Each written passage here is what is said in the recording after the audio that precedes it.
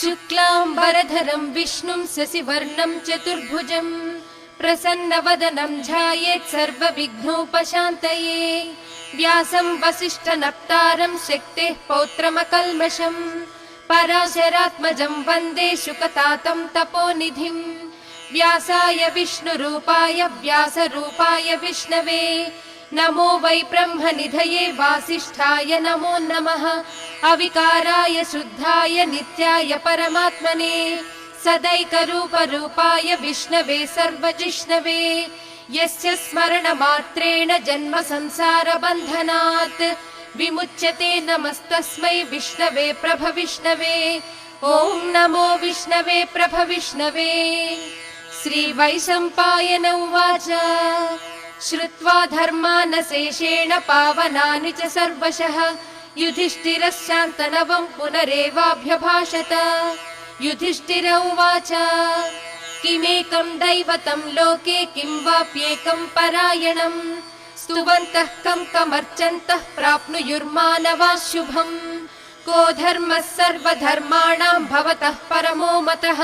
किं जपन्मुच्यते जन्तुर्जन्म संसारबन्धनात्। श्रीभीष्म उवाच जगत्प्रभुं देवदेवमनन्तं पुरुषोत्तमं स्तुवन्नाम सहस्रेण पुरुषः सततोत्थितः तमेव चार्चयन् नित्यं भक्त्या पुरुषमव्ययम् ध्यायन् स्तुवन् नमस्यंश्च यजमानस्तमेव च। अनादिनिधनं विष्णुं सर्वलोकमहेश्वरं लोकाध्यक्षं स्तुवन् नित्यं सर्वदुःखातिगो भवेत्। ब्रह्मण्यं सर्वधर्मज्ञं लोकानां कीर्तिवर्धनं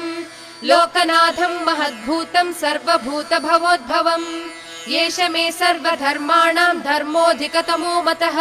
यद्भक्त्या पुण्डरीकाक्षं स्तवैरर्चेन्नरः सदा परमं यो महत्तेजः परमं यो महत्तपः परमं यो महद्ब्रह्म परमं यः परायणं पवित्राणां पवित्रं यो मङ्गलानां च मङ्गलम् दैवतं देवतानां च भूतानां यो व्ययः पिता यतः सर्वाणि भूतानि भवन्त्यादियुगागमे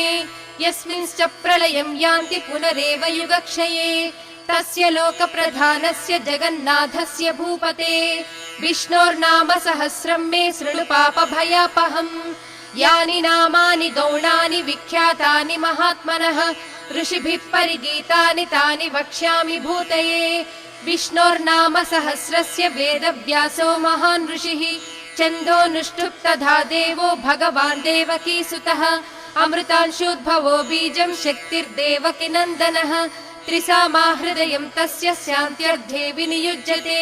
विष्णुं जिष्णुं महाविष्णुं प्रभविष्णुं महेश्वरम् अनेकरूपदैत्यान्तं नमामि पुरुषोत्तमम्।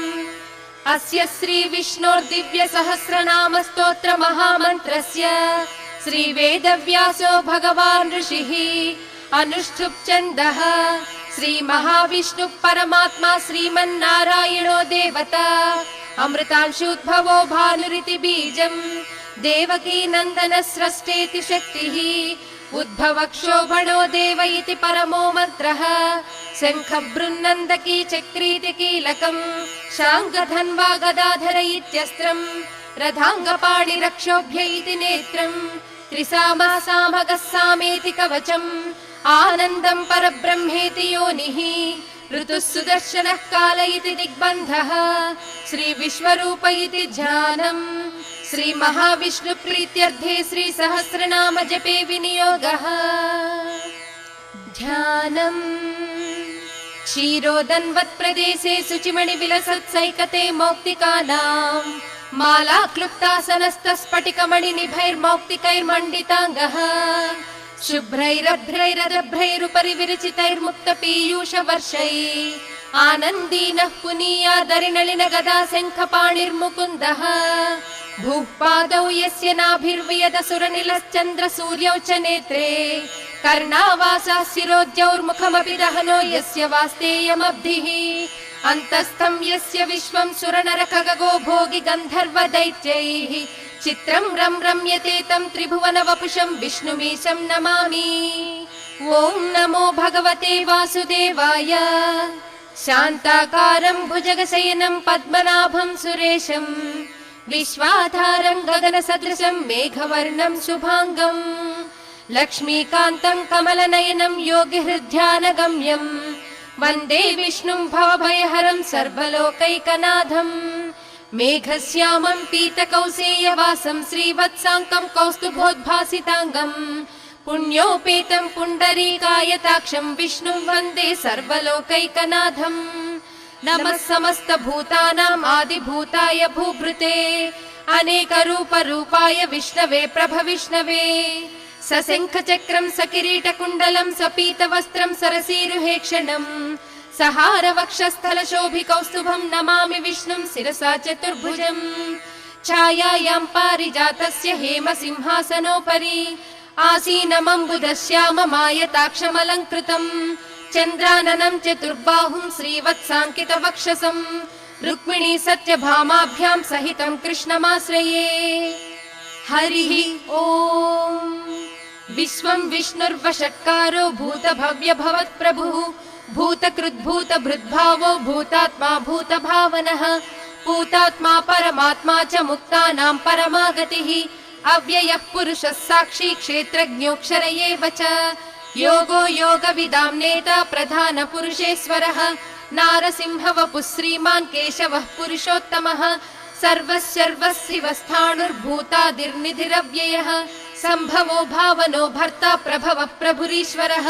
स्वयंभू शम्भुरादित्यः पुष्कराक्षो महास्वनः अनादिनिधनो धाता विधाता धातुरुत्तमः अप्रमेयो हृषिकेशः पद्मनाभो मरप्रभुः विश्वकर्मा मनुस्त्वष्टा स्थविष्टस्थविरो ध्रुवः अग्राह्यः शाश्वतः कृष्णो लोहिताक्षः प्रतर्दनः प्रभूतस्त्रिककुद्धाम पवित्रं मङ्गलं परम् ईशानः प्राणदः प्राणो ज्येष्ठः श्रेष्ठः प्रजापतिः हिरण्यगर्भो भूगर्भो माधवो मधुसूदनः ईश्वरो विक्रमी धन्वी मेधावी विक्रमः क्रमः अनुत्तमो दुराधर्ष कृतज्ञ कृतिरात्मवान् सुरेशः शरणं शर्म विश्वरेताः प्रजाभवः अहः संवत्सरो व्याळः प्रत्ययः सर्वदर्शनः अजः सर्वेश्वरः सिद्धः सिद्धिः सर्वादिरच्युतः वृषा कपिरमेयात्मा सर्वयोग विनिसृतः वसुर्वसुमनः सत्यः समात्मा संमितः समः अमोघः पुण्डरीकाक्षो वृषकर्मा वृषाकृतिः रुद्रो बहुशिरा बभ्रुर्विश्वयोनिः शुचिस्रुवाः अमृतः शाश्वतस्थाणुर्वरारोहो महातपाः सर्वगः सर्वविद्भानुर्विक्ष्वक्सेनो जनार्दनः वेदो वेदविदव्यङ्गो वेदाङ्गो वेदवित्कविः लोकाध्यक्षः सुराध्यक्षो धर्माध्यक्ष कृताकृतः चतुरात्मा चतुर्व्यूहश्चतुर्दंष्टश्चतुर्भुजः भ्राजिष्णुर्भोजनं भोक्ता सहिष्णुर्जगदादिजः अनघो विजयो जेता विश्वयोनिः पुनर्वसुः उपेन्द्रो वामनः प्रांशुरमोघः सुचिरूर्जितः अतीन्द्रः सङ्ग्रहः सर्गो धृतात्मा नियमो यमः वेद्यो वैद्यः सदा योगी वीरः माधवो मधुः अतीन्द्रियो महामायो महोत्साहो महाबलः महाबुद्धिर्महावीर्यो महाशक्तिर्महाद्युतिः अनिर्देश्य वपुः श्रीमान् अमेयात्मा महाधृधृत् महेश्वासो महीभर्ता श्रीनिवासः सताङ्गतिः अनिरुद्धः सुरानन्दो गोविन्दो गोविदाम्पतिः मरीचिर्दमनो हंसः सुपर्णो भुजगोत्तमः हिरण्यनाभः सुतपः पद्मनाभः प्रजापतिः अमृत्युः सर्वदृक्सिंहः सन्धाता सन्धिमान् स्थिरः अजो दुर्मर्शनः शास्ता विश्रुतात्मा सुरारिः गुरुर्गुरुतमो धामः सत्यः सत्यपराक्रमः निमिषो निमिषस्रग्वी वाचस्पतिरुदारधीः अग्रणी ग्रामणि श्रीमान् न्यायो नेता समीरणः सहस्रमूर्धा विश्वात्मा सहस्राक्ष सहस्रपात् आवर्तनो निवृत्तात्मा संवृतः सम्प्रमर्दनः अहः संवर्तको वह्निरनिलो धरणीधरः सुप्रसादः प्रसन्नात्मा विश्वदृग्विश्वभुग्विभुः सत्कर्ता सत्कृतः साधु जह्नुर्नारायणो नरः असंख्येयो प्रमेयात्मा विशिष्टः शिष्टकृच्छुचिः सिद्धार्थः सिद्ध संकल्प सिद्धिदः सिद्धि साधनः वृषाही वृषभो विष्णुर्वृषपर्वा वृषोदरः वर्धनो वर्धमानश्च विविक्तः श्रुतिसागरः सुभुजो दुर्धरो वाग्मी महेन्द्रो वसुदो वसुः नैकरूपो बृहद्रूपः सिपिविष्टप्रकाशनः ओजस्तेजोद्युतिधरः प्रकाशात्मा प्रतापनः रुद्धः स्पष्टाक्षरो मन्तश्चन्द्रांशुर्भास्करद्युतिः अमृतांशूद्भवो भानुः शशिबिन्दुः सुरेश्वरः औषधं जगतः सेतुः सत्यधर्मपराक्रमः भूतभव्यभवन्नाथः पवनः पावनो नलः कामः कामकृत्कान्तः कामः कामप्रदप्रभुः युगादिकृज्जुगावर्तो नैकमायो महाशनः अदृश्यो व्यक्तरूपश्च सहस्रजिदनन्तजित् इष्टो विशिष्टः शिष्टेष्टः शिखण्डी नहुषो वृषः क्रोधः क्रोधकृत्कर्ता विश्वबाहुर्महीधरः अच्युतः प्रदितः प्राणः प्राणदो वासवानुजः अपां निधिरधिष्ठानम् अप्रमत्तः प्रतिष्ठितः स्कन्दः स्कन्दधरो धुर्यो वरदो वायुवाहनः वासुदेवो बृहद्भानुरादिदेवः पुरन्दरः अशोकस्तारणस्तारः सूरः शौरिर्जनेश्वरः अनुकूलस्य तावर्तः पद्मी पद्मनिभेक्षणः पद्मनाभोरविन्दाक्षः पद्मगर्भः शरीरभृत् महद्भिर्रुद्धो वृद्धात्मा महाक्षो गरुडध्वजः अतुलः शरभो भीमः समयज्ञो हविर्हरिः सर्वलक्षणलक्षण्यो लक्ष्मीवान् समितिञ्जयः विक्षरो रोहितो मार्गो हेतुर्दामोदरः सहः महीधरो महाभागो वेगवानमिताशनः उद्भवः क्षोभनो देवः श्रीगर्भः परमेश्वरः करणं कारणं कर्ता विकर्ता गहनो गुहः व्यवसायो व्यवस्थानः संस्थानस्थानदो ध्रुवः परर्धिः परमस्पष्टस्तुष्टः पुष्टः सुभेक्षणः रामो विरामो विरजो मार्गो नेयो नयो नयः वीरः शक्तिमतां श्रेष्ठो धर्मो धर्मविदुत्तमः वैकुण्ठः पुरुषः प्राणः प्राणदः प्रणवपृदुः हिरण्यगर्भः शत्रुघ्नो व्याप्तो वायुरधोक्षजः ऋतुः सुदर्शनः कालः परमेष्ठी परिग्रहः उग्रः संवत्सरो दक्षो विश्रामो विश्वदक्षिणः विस्तारस्थावरस्थाणुः प्रमाणं बीजमव्ययम् अर्धोऽनर्धो महाकोशो महाभोगो महाधनः अनिर्विण्णस्तविष्ठो भूधर्मयूपो महामकः नक्षत्रनेमिर्नक्षत्री क्षमः क्षामः समीहनः यज्ञ इज्यो महेज्यश्च क्रतुः सत्रं सताङ्गतिः सर्वदर्शी निवृत्तात्मा सर्वज्ञो ज्ञानमुत्तमम् सुव्रतः सुमुखः सूक्ष्मः सुघोषः सुखदः सुहृत् मनोहरो जितक्रोधो वीरबाहुर्विदारणः स्वापनः स्ववशो व्यापी नैकात्मा नैककर्मकृत् वत्सरो वत्सलो वत्सी रत्नगर्भो धनेश्वरः धर्मगुद्धर्मकृद्धर्मी सदसक्षरमक्षरम् अविज्ञाता सहस्रांशुर्विधाता कृतलक्षणः गभस्तिनेमिः सत्त्वस्थः सिंहो भूतमहेश्वरः आदिदेवो महादेवो देवेशो देवभृद्गुरुः उत्तरो गोपतिर्गोप्ता ज्ञानगम्यः पुरातनः शरीरभूतभृद्भोक्ता कपीन्द्रो भूरि दक्षिणः सोमपोमृतपः सोमः पुरुजित्पुरुसत्तमः विनयो जयः सत्यसन्धो दासार्हः सात्वतां पतिः जीवो विनयिता साक्षी मुकुन्दो मितविक्रमः अम्भो निधिरनन्तात्मा महोदधिशयोऽन्तकः अजो महार्हः स्वाभाव्यो जिता मित्रः प्रमोदनः आनन्दो नन्दनो नन्दः सत्यधर्मा त्रिविक्रमः महर्षिः कपिलाचार्यः कृतज्ञो मेदिनीपतिः त्रिपदस्त्रिदशाध्यक्षो महाशृङ्गकृतान्तकृत् महावराहो गोविन्दः सुषेणः कनकाङ्गदी गुह्यो गभीरो गहनो गुप्तश्चक्रगदाधरः वेधास्वाङ्गोजितः कृष्णो दृढः सङ्कर्षणोच्युतः वरुणो वारुणो वृक्षः पुष्कराक्षो महामनाः भगवान् भगः नन्दी वनमाली हलायुधः आदित्यो ज्योतिरादित्यः सहिष्णुर्गतिसत्तमः सुधन्वाखण्ड परशुद्धारुणो द्रविणप्रदः दिवस्पृक् सर्वदृग्व्यासो वाचस्पतिरयो निजः त्रिसामासामगः साम निर्वाणं भेषजं भिषक् सन्न्यासकृच्चमस्सान्तो निष्ठा शान्तिपरायणम् शुभाङ्गः शान्तिदः स्रष्टा कुमुदः कुवलेशयः गोहितो गोपतिर्गोप्ता वृषभाक्षो वृषप्रियः अनिवर्ती निवृत्तात्मा संक्षेप्ता क्रेमकृच्छिवः श्रीवत्सवक्षः श्रीवासः श्रीपतिः श्रीमताम्बरः श्रीधः श्रीशः श्रीनिवासः श्रीनिधिः श्रीविभावनः श्रीधरः श्रीकरः श्रेयः श्रीमान् लोकत्रयाश्रयः स्वक्षस्वङ्घस्य तानन्दो नन्दिर्ज्योतिर्गणेश्वरः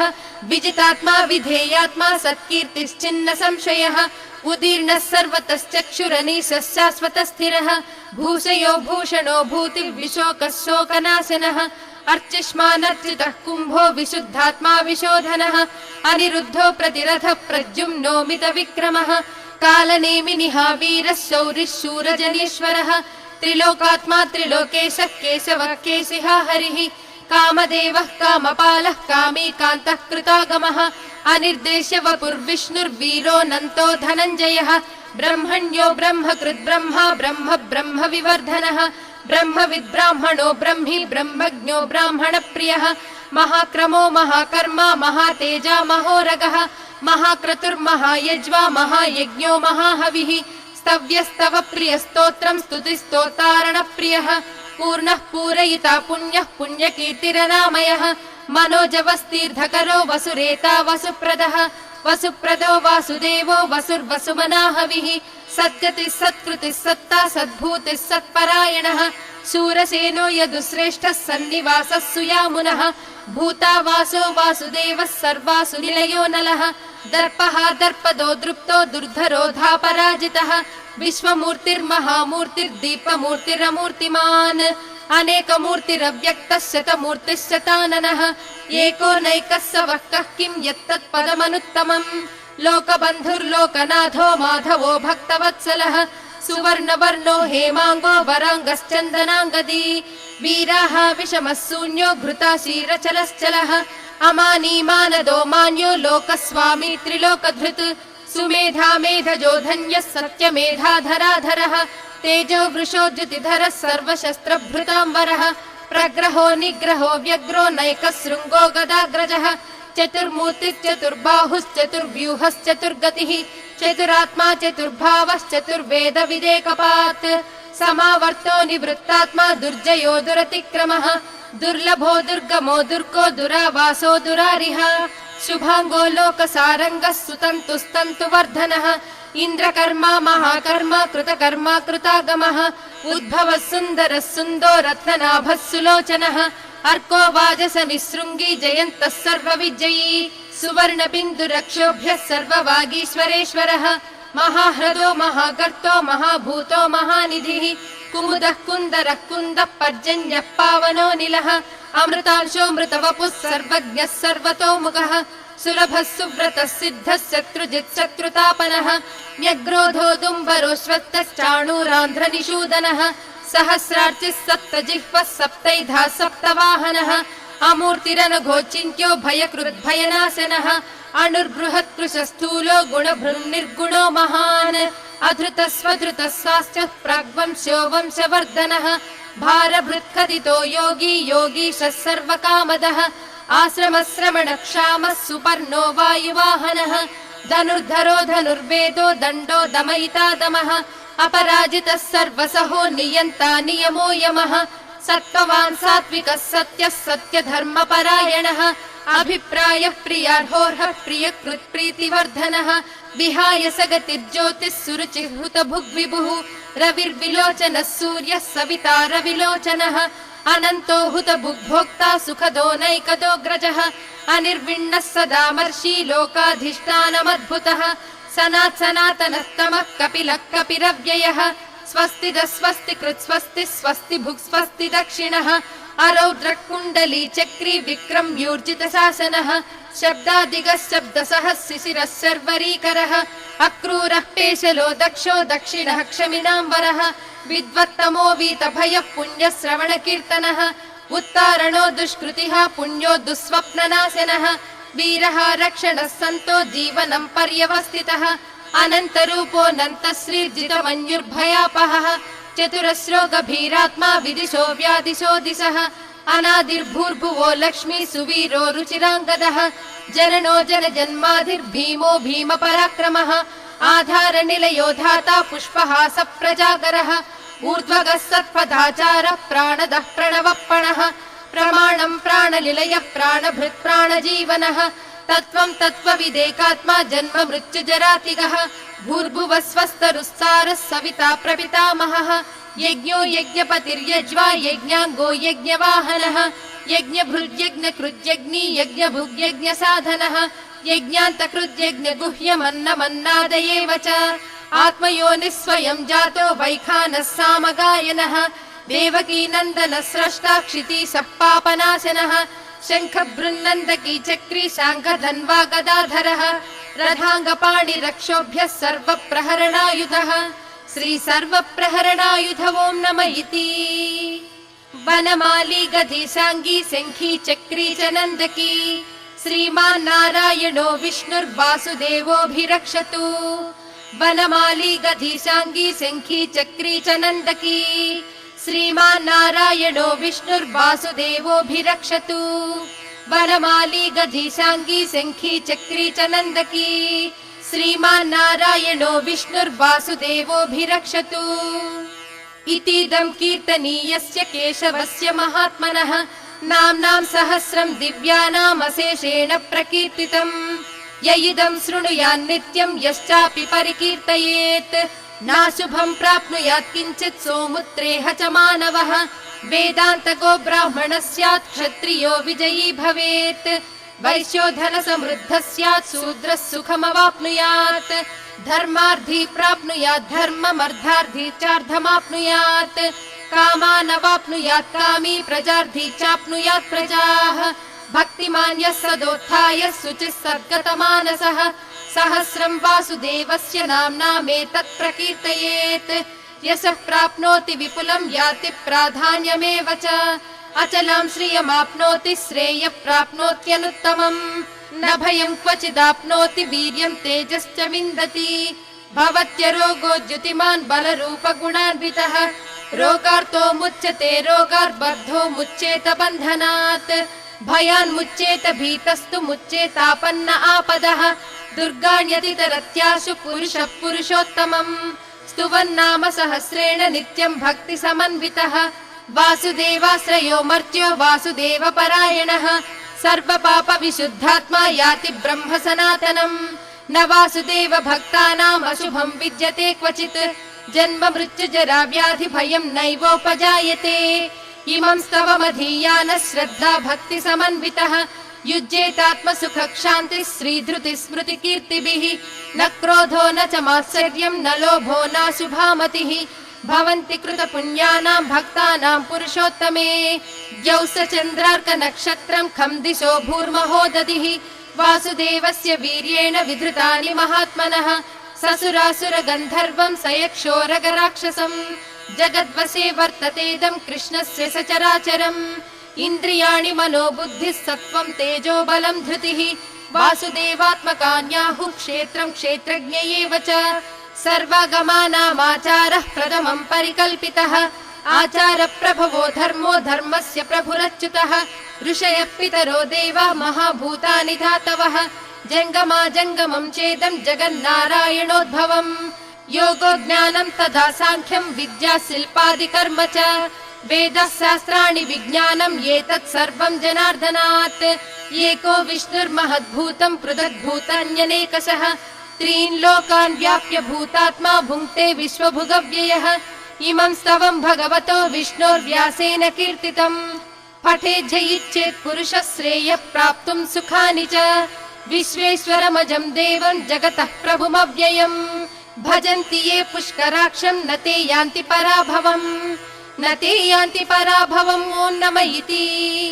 अर्जुन उवाच पद्मपत्र विशालाक्ष पद्मनाभ सुरोत्तम भक्तानामनुरक्तानां त्राता भव जनार्दन श्रीभगवानुवाच यो मां नाम सहस्रेण स्तोतुमिच्छति पाण्डव सोऽहमेकेन श्लोकेन स्तुत एव न संशयः स्तुत एव न संशय ॐ नम इति व्यास उवाच वासनाद्वासुदेवस्य वासितं भुवनत्रयम् सर्वभूतनिवासोऽसि वासुदेव नमोऽस्तु ते श्रीवासुदेव नमोऽस्तु ॐ नम इति पार्वत्युवाच केनोपायेन लघुना विष्णोर्नाम सहस्रकम् पठ्यते पण्डितैर्नित्यं श्रोतुमिच्छाम्यहं प्रभो।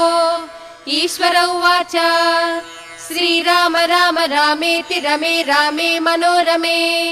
सहस्रनाम तत्तुल्यं राम नाम वरानने।